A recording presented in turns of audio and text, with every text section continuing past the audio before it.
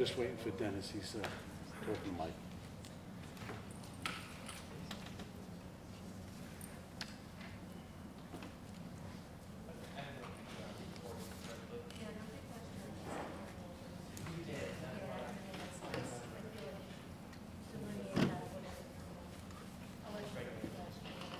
Carl, how the two shows go today for the 7th and 8th graders? Is it?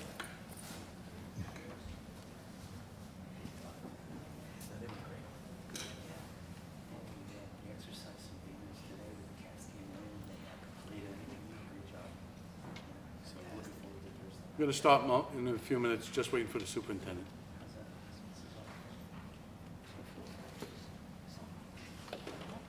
Yeah, I'm not.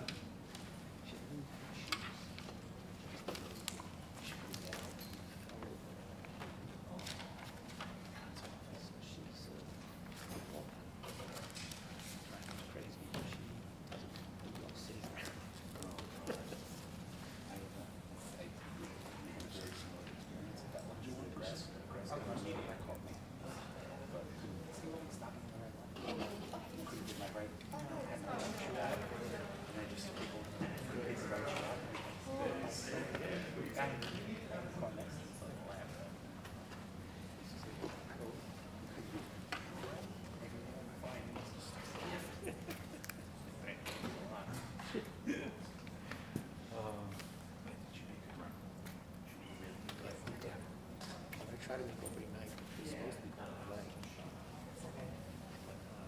Southwest canceled.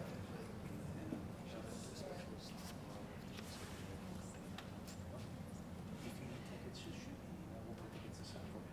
Oh, yeah, just I usually do it boxing.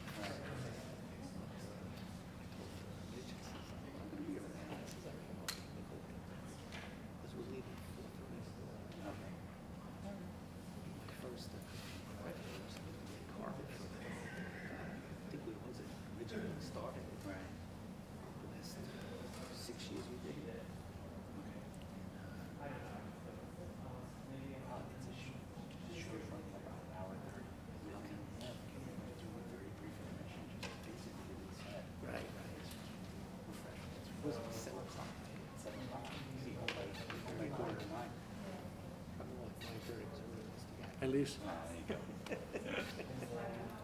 good. Let me know if you can expect to put a fistful of tickets aside for the city house. What's that? I can only have 230. Oh, good. Yeah, yeah. This is cool. So, trying to make sure everybody's taken care of without going over. Right. You know. Thank you. Yeah, my pleasure. Plus, if you don't mention, I know that Rich is, we taped it today. I'm sure you'll be taping during the week, so make sure you get a copy. Cool. All right. I love those shows. This one's been fun. Yeah, a lot of fun.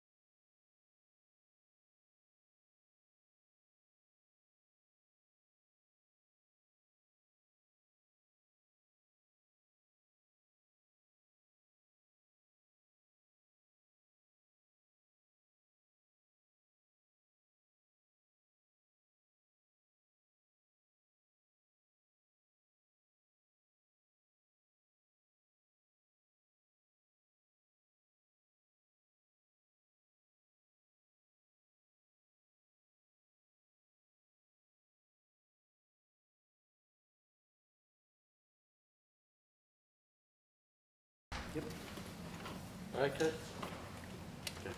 Hi, good evening, everybody. My name is Tom Leggio, Vice President, Board of Ed. Phil Deneen couldn't make it tonight, he just didn't feel too well. And Danielle Flora is also absent. So everybody please stand for the pledge. Pledge allegiance to the flag of the United States of America, and to the republic for which it stands, one nation, under God, indivisible, with liberty and justice for all. Okay. In the event there's an emergency, please follow the exit signs and leave the building.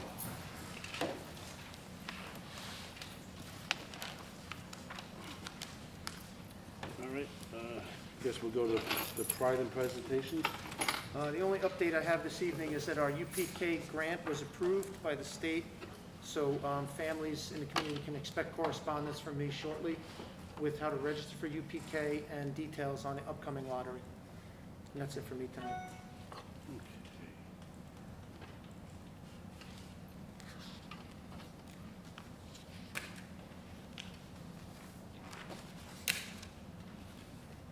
Okay, are there any questions from the public on the agenda tonight?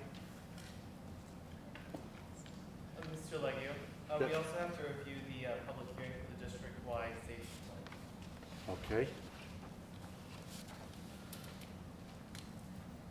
The safety plan has been on the website. There's a 30-day period for community members. If anybody has any questions or comments on it. Can I just remind everybody to wear their mask above their nose, please? Thank you. Does that answer your question, Matt? Or did you have any questions? I didn't have a specific question, I just wanted to make sure. It's just an agenda item, that's all. Okay, thank you. Okay, any questions from the board on the agenda? Okay, no questions. Can I get a consent agenda to approve letters 5A through 5P? Get a motion? Do we ask the public? Yeah, I asked for public questions. He did. I thought that was on the safety plan. No. He did both. Any questions from the board? No.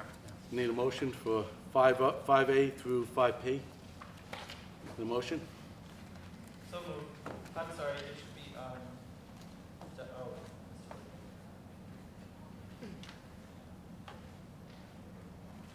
What was that, Matt? No, it's not, it's O. up to, Oh, 5-0. Yep, P Is it is a- 5-0? P is a separate vote. Okay. 5A through 5-0. 5-0. Get a motion? So moved. Motion by Mr. Bueller, second by Mr. Clarine. All in favor? Aye.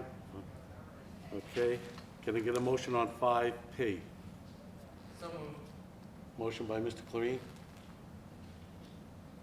Second. second by Mr. Bueller. All in favor? Aye. Opposed? So moved. Ms. Fitzgerald, could you explain that? Yes, Thank you. Sorry. no worries. On the A1 tonight, we have the appointment of our Student Services Advisor at Islip High School. Additionally, the permanent sub-teachers on the secondary and elementary level, as well as per diem substitutes. The A3 is an unpaid leave at the secondary and the high school. The A13, professional development instructors, chaperones for our musical, detention supervisors, as well as period assignment. The B1, non-instructional personnel, computer aides, both the high school and Sherwood, individual monitors on the elementary level, part-time monitors, and substitutes for the school year, non-instructional. The B2 are resignations of non-instructional personnel, district-wide. And in addition, the A9 is the appointment of the coordinator of special education. Thank you. Thank you very much.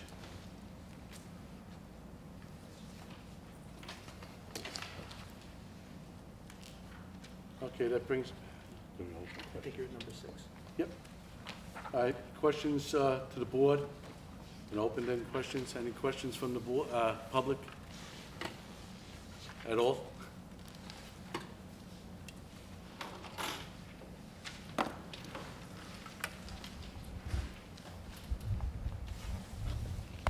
Victoria, to give line. Last week, an individual here questioned about what happened to Mr. Zetterberg. and it was stated that it was a, what was the answer? It was a Personnel matter. personnel matter. Now, was it a disciplinary, or was it a health item? So it's a personnel matter. Law bars us from discussing any matter that's personnel. Okay, is his absence or this personnel matter impacting school budget or excess of budget by him not being present and paying a interim? Yes. All right, is there a legal aspect to that as well? I'm not sure I understand your question. Well, if there's obviously a personnel item, is there a legal piece of that that's in excess of our budget? Budgeted, per se? All I can say is it's a personnel matter. I can tell you this. There's an employee on a leave of absence. It's a personnel matter. I cannot discuss it any further. And there is an interim person doing that work. Right. So, but I'm not asking about him personally or anything like that. I'm asking from a legal standpoint. I'm telling you, I cannot address it any further by law. I can't answer any questions. All right, so if there is a legal number to that, when do we find out as public? If the matter gets resolved, then possibly then. Possibly never? Possibly then. Then, oh, okay. Also, too, I heard from someone else that there was a social studies teacher that was reassigned or accessed. What was the reasoning for that? No, a teacher returned because this teacher was on something called a preferred eligibility list. So by law, we were required to hire the teacher back, and that's what happened. So the other person got access before, because of that? No, nobody got excess because of it. The person that was hired back was accessed years ago, Okay, and the preferred eligibility list is a 7-year list. okay. Person remains on it for 7 years. Is that because of tenure, I assume? I don't think it's, you don't have to be tenured to be on a Pell, do you? I'm not sure. No, there was a probationary position. Okay. I believe was it. All right, I'll A just. person was accessed several years ago, and when a person, excess happens because student enrollment goes down or there's a reduction in teaching staff. Right, So when that happens to a person, he or she remains on a preferred eligibility list for 7 years. right. So this person who came back was on that list. All right, so the person that came back now, was their salary higher or lower than the person that was removed? Well, no one was removed. The person that was in that position has a different position in our Was district. reassigned someplace else? Yeah. Okay. All right, going back to Mr. Zetterberg. You know, the reason why I'm asking, I know that whatever the issue may be, you know, over the years, he's done right by the district. I mean, from a number standpoint, I've watched what he's done with the grounds and other items here. You know, if there is a legal aspect of this, I like to be, you know, hope it would be resolved pretty soon, because I prefer to see someone like him here.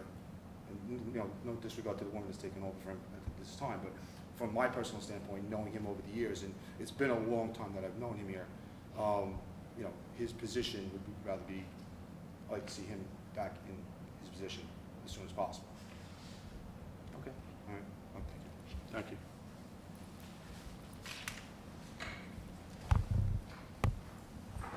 Any other questions?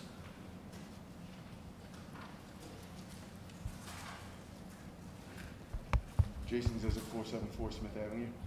My wife and I had received an email from Dr. O'Hara a couple weeks ago talking about the COVID task force, and we were just wondering when that will be reconvening. The COVID task force. The subcommittee of the COVID task force met on 9/16 as promised. We said we would meet on 9/17 with that subcommittee. We met on 9/16. The full task force met on 9/24, and there's another meeting for 10/14. 10/14.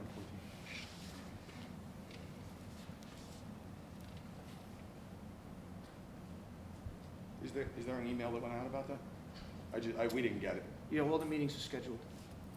I received an Okay. email for the Friday meeting, and then it was supposed to be like, I forget the date, but it was a Friday at 2 o'clock.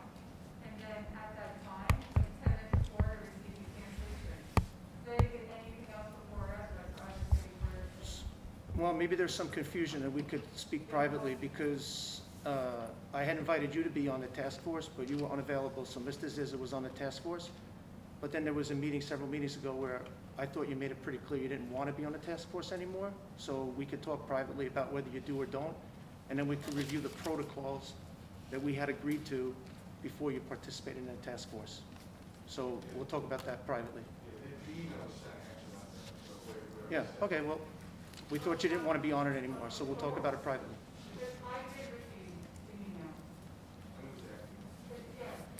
I understand that may have happened, I'm just telling you what we thought. All right, thank you. Any other questions, please? Go ahead. I just wanted to address something that was spoken about at the last board meeting. A community member had come up and stated that they were aware that in hospitals that people under the age of 18 were dying at a rapid pace. And I believe the term that they used was, if I could think back, was I'm in the hospitals and I see children dying and I see this every day. I went back and looked at the CDC website nationally. And I believe the number right now is, let me think exactly, 658 people under the age of 18 have passed away due to COVID. And there are 73 million people in that age group, which comes out to, I believe, 0.0009%. So I just want to make sure we're speaking in facts when we talk about everything that we're talking about. Thank you. Thank you. Any other questions before we move on? I have just one. Go ahead. Hi, how are you? Kristen Presti. Nice to see you again. Hi, Kristen. 134 St. Mark's Lane. I wasn't really planning on this question, but just walking in, I see that there's those plastic shield barriers, and I assume that's the cafeteria when you first walk in this main entrance. Okay. Yes. I've never been in this building yet before, so this is new. But I thought we were under the understanding that there were no plastic shields at all anymore. Wasn't that on the PowerPoint when we first started, after the COVID task force meetings and everything? They're in the cafeterias because it's impossible to keep the students away when they're I don't know that was, I mean, I guess it's already October and it's been going on, but I don't think that's what I don't think that was very transparently put. I don't know if they were ever removed. No, it's clear they weren't, but I was under the impression, even on the PowerPoint that you put in the Board of Ed meetings talking about all the COVID protocols we'll be having, it said that there would be, and I just tried to pull it up real quick, but it said that there wouldn't be any shielding anywhere. I could go back and look. Okay, I just would have Yeah, liked it's that to have been a possible little bit cafeterias more was an oversight, but I clearly could go back and look. stated. Okay. Thank you very much. Thanks. Go ahead. Take your time.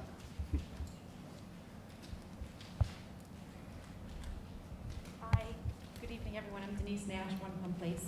I'm sorry I'm late, so I don't know what has happened. I just had a question on the agenda about the personnel schedules. I see one personnel schedule is pulled out separately, and I'm just curious if you could explain the coordinator position that you will vote on or you did vote on. It was voted on. Is your question, why was it separate? I'm curious what the coordinator or what. I believe that would be an administrative position, so I'm just curious, and why it was separate, yes. Okay, so it's a position that's in the Teachers Association, but it's a quasi-administrative role. We have coordinators for social studies, ELA, science, math, and student sports services. Am I missing that? Right, no. So that's replacing a position. We had that position and a person resigned, took a director's position in another district.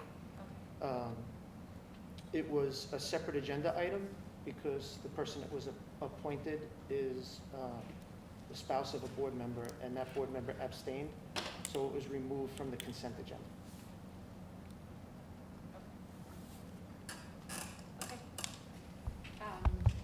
I appreciate the information. I find it a little concerning.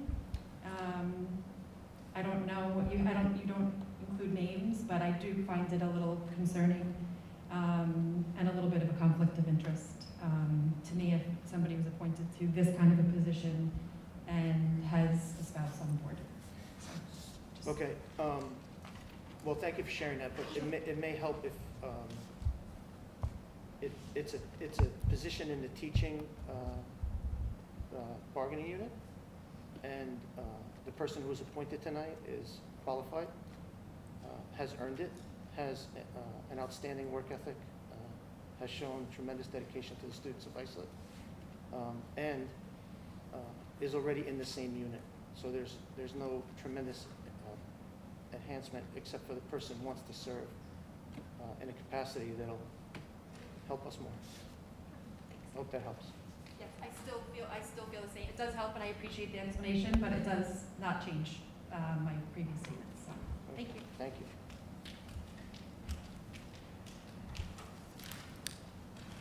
Mr. Classy.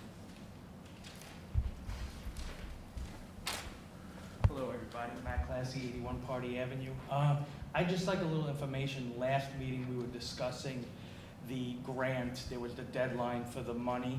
I'd like any kind of update you guys could give us on what's going on with the money for the COVID package. If you could elaborate a little on where we're at with that.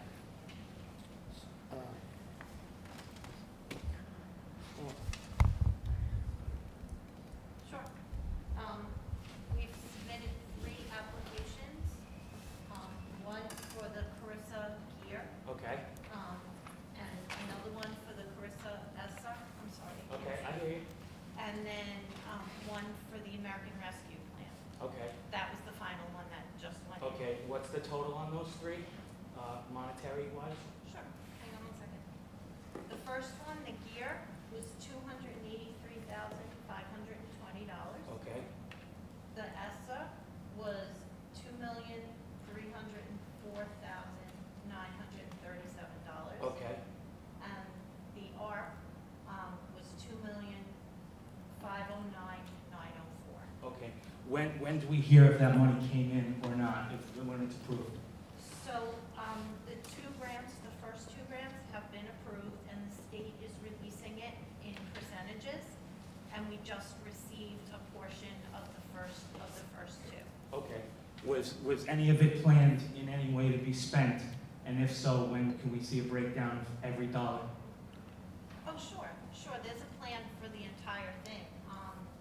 As the former superintendent provided in her presentation to the public and to the board, I have everything itemized, just as she did, which is exactly. I'm sorry, did you say former superintendent? Yes. So we're going off what she Well, had planned? those were submitted Okay. prior to me, to me coming here. So, Was yeah. that pre-COVID? No. No. Okay. But of that, and you asked for a total, the total for all of those 3 grants is $5,098,361. Fine, okay. Of that, though, I can tell you $1,703,319 is for reimbursement, for things that are I already recall you spent. saying that, yes. Okay. Okay? All right, am I missing anything, guys? All right, thanks so much. You're Appreciate very it. welcome. And that was our total expenditures, was 1 million and change? 1.7. $1,703. COVID related. Correct. Thank you. Good question. I'm sorry, I came to that Board of Ed meeting where Dr. Semmel announced all, she had that presentation, and it seemed to me that there was, I'm fogging up, it seemed to me that there was options within there. And I came to a few over the summer when Dr. O'Hara joined us. I must have missed when those things were decided upon, and I don't know whether all three of those separate grants were put through before the summer, back before June, before July 1st? No, they weren't all put. No, but she's saying they were all like earmarked essentially, correct? Like you're saying the So way the money was going was earmarked? My predecessor worked pretty hard, because she had deadlines looming, so, but they weren't all due before she left. Right, but all the money that was going to be coming in was already had a destination within this district? Yeah. All 5,098,000 of it? Yeah. It all has a place to go? Yes. Now, all right. So I could read some things, would that help? If you'd like to share, sure, I'm not gonna say no. So it's not a full list, but here's some of the things, right? You want to hear the reimbursements, or, like, so some of it's reimbursement for COVID expenses, right? Mhm. So, salaries for overtime, obviously paying for equipment.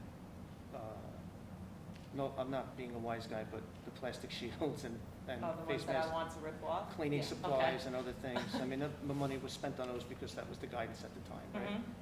Mhm.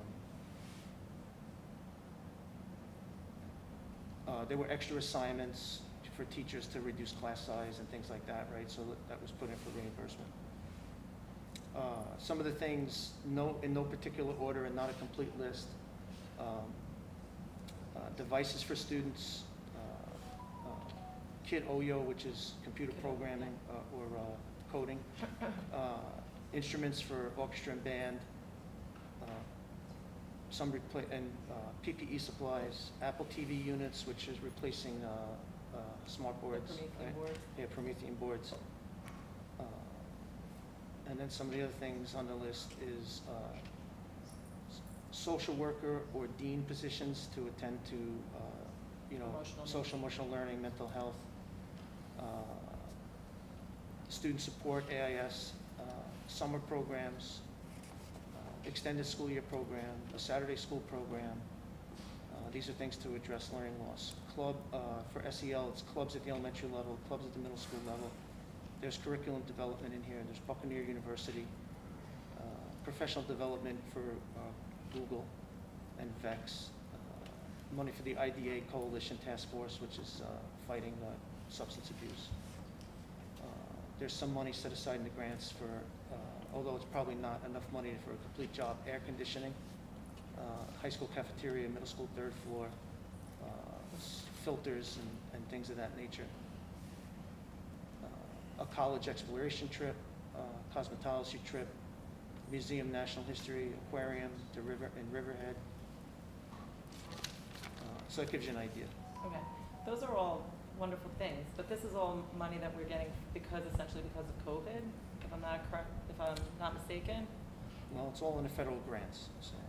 That came forth since COVID, or due to COVID? Because it sounds like a lot of the things that are on your list are things that the district had in place already prior to COVID, no? Not all of them, some of them, yes. But like, Some of them are- coding, that's something that districts across the, Well, Kid Bond OYO, have- Kid OYO was not in this district. I don't know how much, I don't think coding is happening here, it's not happening here kindergarten through, so that's what Mhm. Kid OYO is addressing. but I mean, Google Classroom, replacement of Promethean boards, like that's just, to keep everything running. Isn't that just like a rollover budget? I can't see that being money that we're getting from COVID. It's not exactly, I don't understand your point. I mean, we have grant money, there were things you're allowed to use, and these things fall under the guidelines of what you're allowed to use the money on. Okay. Okay. So I don't know if I'm answering your question, but I don't know if I'm answering your question because I don't think I fully understand it. Well, I'm just curious as to, it just seems like an exorbitant amount of money that is coming in that we're not really sure where it's headed, especially, I mean, I know that the grant is written loosely. Well, if I could how- just make one correction, is that it's all identified and accounted for where it's going when the money Okay. comes in, and it's, Which you're gonna share eventually, right? You had said?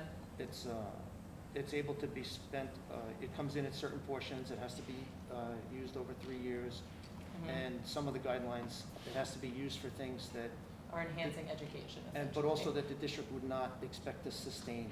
So some of it is what they would, like you might categorize as like a one-time purchase, for example. Okay. So it's things like that. Now, I guess I could probably look this up on my own, but could you tell me like some of what's required to even be approved for these grants? I mean, anybody, I don't know who, Well, I mean, there's a process to apply for it. Of course. Like she said, 2 of them were approved. but what are some Are of? you, do you have a specific question? Ask me specifically. If I can answer you, I will, Well, but no, I I don't can't have answer a in general. specific question, I'm just wondering how Okay. any of this really relates to COVID and like what we're doing to be eligible for this money. Yeah, so if you're, I don't know, I just feel like are you trying to insinuate that there's a string attached to the money, or is there something that you want to Well, ask that you're not No. Okay. Is there a string? No, not To to the my money? knowledge, that's why I'm asking you to be specific. We're No, not. I we're- really, no, there was I'm getting an education There here. was a grant available, the district did what any reasonable and prudent district would do and applied. Right, of course, you wanna get the money that you're gonna So get. now we I'm have the just- money to use it for our students. And we all want money for our students. As a parent and an educator and all of the above, I'm just curious as to like what we needed to do because every district, I'm just wondering what you needed to do to be able to be eligible for the money. You needed to complete the process, the grant application. I know, but what is some of the criteria that was being asked of us? Is it just things that, Well, to my knowledge, it wasn't like some districts qualify for it and some don't. Mhm. So you had to propose things that fit the guidelines. So I don't are know that the there was. guidelines public? Like, can I find that somewhere on my own since we're not getting, do you know? I'm sure I'm- they're By the way, somewhere. giving her I the mean, answer, I have no I know problem what she's looking for. looking for them and sharing them. Okay, I was just But curious it's- what some of the guidelines are. It was to address, like Dr. O'Hara said, social and emotional Deficits. needs of students. And learning loss. Learning Right. loss was a big portion of it. Right. So a lot of the programs and things that are listed in here are identified for that. And when Okay. you write a grant, you have to specifically spell out what Mhm. portion of it is for learning loss. So it's not loosely written, it's very specific Okay. as to what it's addressing. And you actually have to figure out what buckets it addresses. And Okay. then they review it, the state reviews Right. it, and they'll come back to us, and they'll say, we need more information for, approved. So we wait. They have a ton of applications, so Mhm. I suspect we probably should hear on the last one, maybe by the middle of next month. Okay, That's my best guess. all right, thank you.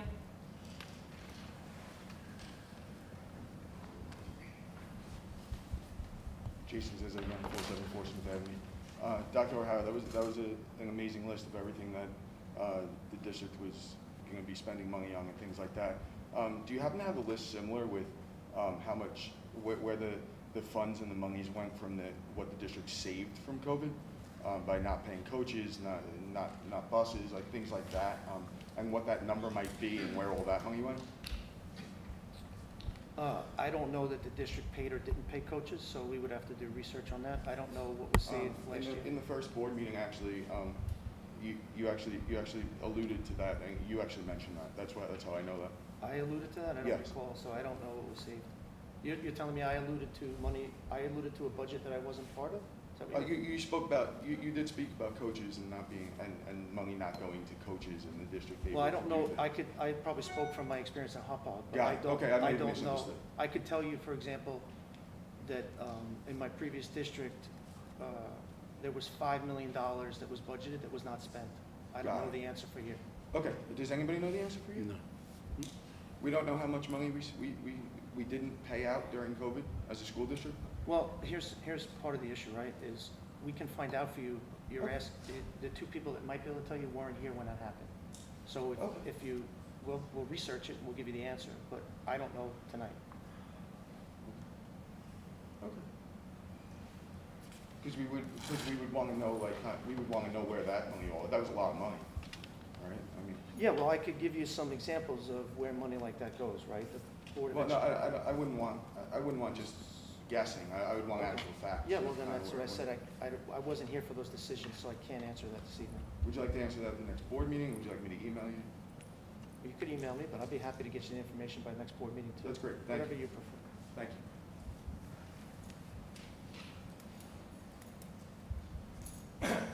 Hello, Michael 37-4 Dartmouth.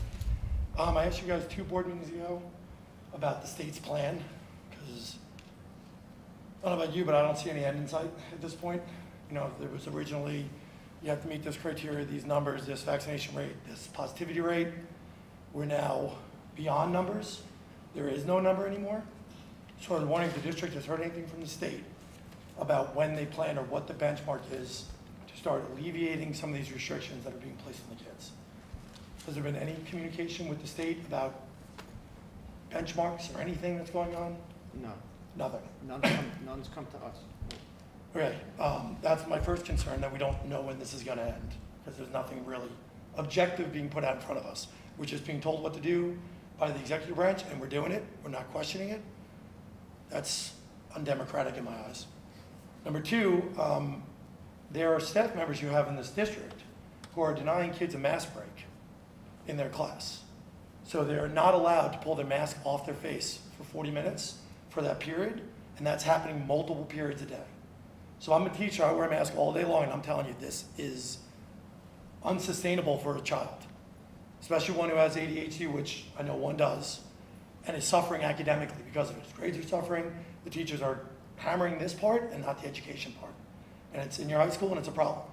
'Cause I agree with you. I think it's difficult to sustain wearing it all day. My glasses fog up, and that's the most frustrating part for me. And that's So, a problem as well. But I mean, some sort of universal policy with the So teachers? we have a universal policy. Okay. So what I would ask you to do is please call that teacher directly, and if you need to, call me Okay. if it's not improved. What is the policy? So I know I'm not talking a lot. Yeah, the policy is that each principal was supposed to speak with his or her faculty and come up with clearly delineated times and methods for mask breaks. So then the principal would be the person to talk to, because they're the ones who, Yeah, you could speak to the teacher, you could speak to the principal, but I'm telling you that I want to help you with it. So Yeah. if it's a problem.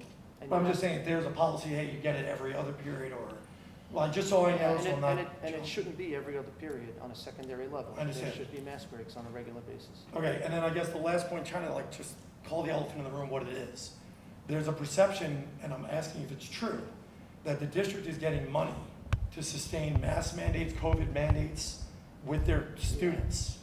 And I guess that's the problem. Like, are we getting money from the state only if and when we put in mandates given from the executive branch down to us? The answer is no. Okay, Unequivocally, no. okay, thank you. You're welcome.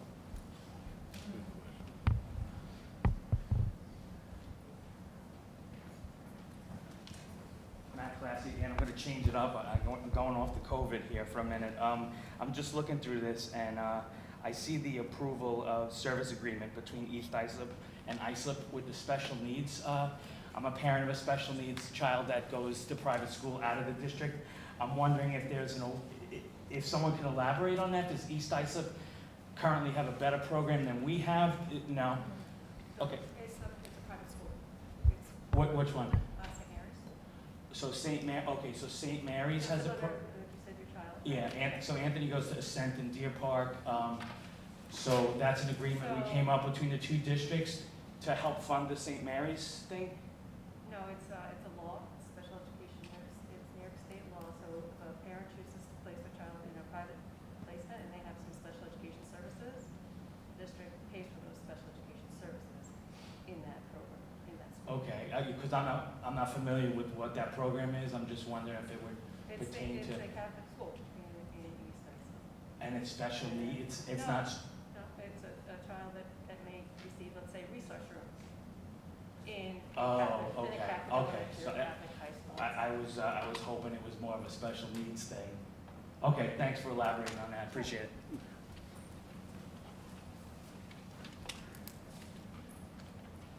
Any other questions? I want to thank you for your questions also. They were very good. Okay, we're going to go on to reports of correspondence. Oh, I'm sorry. I'm sorry. Last meeting, I had asked for the board to write a letter supporting the suit going forth with Massapequa and Locust Valley. And Mr. Deneen said he would review it, and we haven't, I was just looking at the answer was. I wasn't aware. You weren't here, so it's Yeah, the board didn't have a discussion on it yet. okay. Just see if we can get it done. Thank you. Thank you.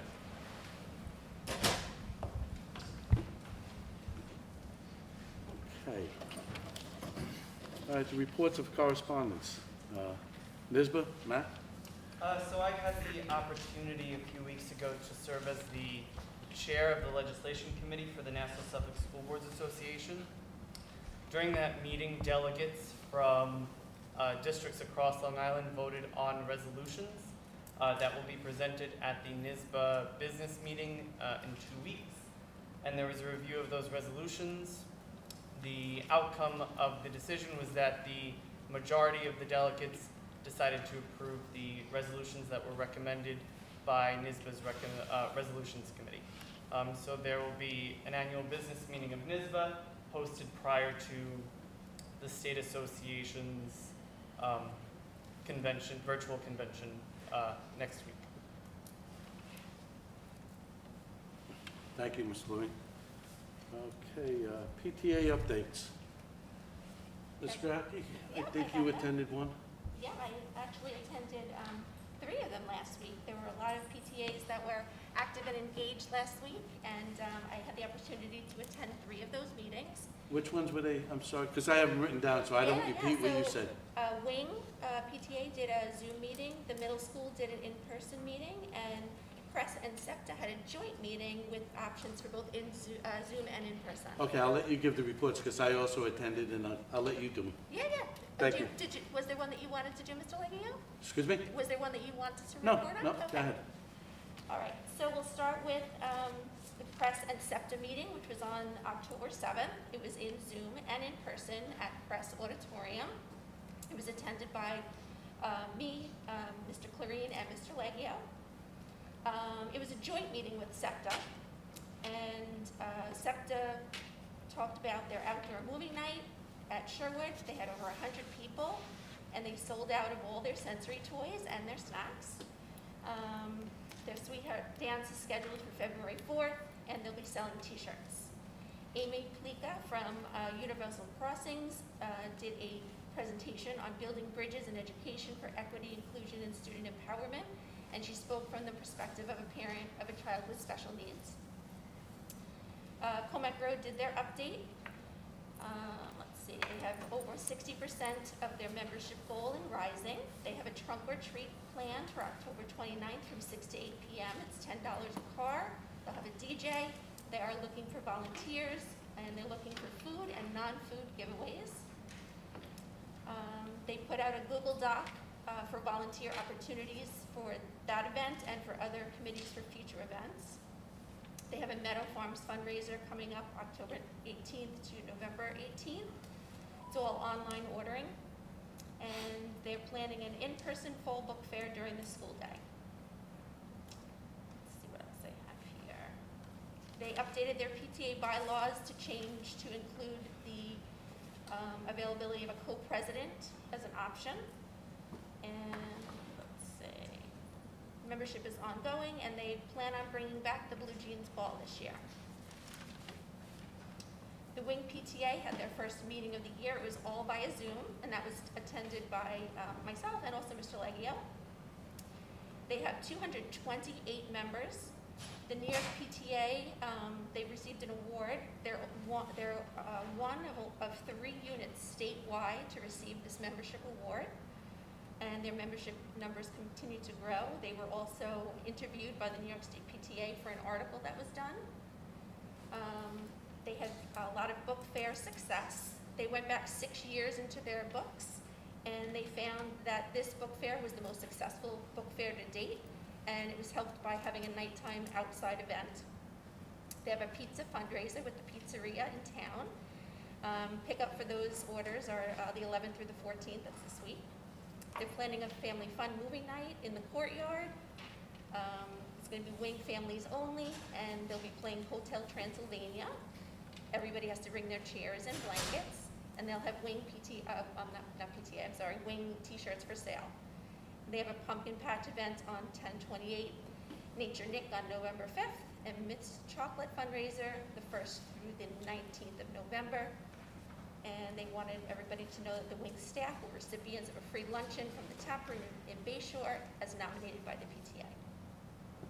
And last but not least, the middle school PTA that was attended by myself, Mr. Austin, and Mr. Leggio. I got to attend this one not only as a board member, but as a mom of 2 middle school students. Let's see, they talked about their Spirit Week fundraiser. They have 67 members, and they have ongoing efforts to increase that membership. They need baby pictures and kindergarten photos of 8th graders. Dr. Martin did his principal report. He talked a little bit about the clubs. Kids are welcome to join as many as they can. They meet once a week. There's a link on the district website for the middle school that shows all the clubs that are available. Let's see. And the next meeting is November 15th. That's it. Okay. On the wing, did you mention that they received an award? I'm sorry. I They didn't- did. They received the membership award. They were one of only 3 units statewide that got that award for having 228 members. They reached 100% of their membership goal for the year. So the PTA set a number of people they'd like to join their PTA for the year, and they've met and exceeded it at this point. All right, thank you. A big thank you to the PTAs. SEPTA also do a great job. Okay, superintendent's report? I don't have any report for this evening. Okay, what about Meet the Teacher Night? Does anybody have any reports on Meet the Teacher? Yeah, that was, so we had, we kicked off 5 Meet the Teacher events for the month of September, one for each school. Considering the circumstances, we feel as though, it was a high turnout, but obviously, we want to make sure, what we're looking to do is to really make sure that we kind of make those connections between the home and the school a lot better. Virtual works, but obviously there are a lot of things that can happen to make those, those communications better between home and school. So, if any parents have not had an opportunity to kind of talk to their teachers or speak to their teachers, we'd ask that they do that, reach out to them. But the night overall was a success. I think the principals worked together with our IT department to put together something that we tried to make as easy as possible. Obviously, there probably were some glitches, but I think overall it was an easy process. All of the teachers were actually on site. Most folks got an opportunity to see in the classrooms or see what happens. Get to actually meet the teacher and see what they're all about. So I think overall it was a success from us. But as we move forward, certainly if there are opportunities, if you didn't have an opportunity, to kind of meet your teacher on that night, you can reach out or whatnot, that would be good. Thank you very much, Dr. Small. Okay, we'll move on to dates to remember. Our next board meeting will be October 27th, 6:30 is exec, 7:30, and that's going to be, it's not announced, right? It says to be announced. I'm sorry, it's at the location. Location, yeah. Yeah, because the high school musical will be completed by then, so the board can, just has to discuss if you'd like to continue here. Is or- that going to be on the website for the public? Sure, yeah, or relocate back to the high school. Okay. Okay. Next is, need a motion to adjourn? So moved. Motion by Mr. Clarine, second. Second. By Mr. Austin, all in favor? Aye. All right. And thank you very much for your attending. Any questions you guys have, please email the board or the superintendent. Don't wait until the next board meeting. Give us a little heads up. All right, thank you very much.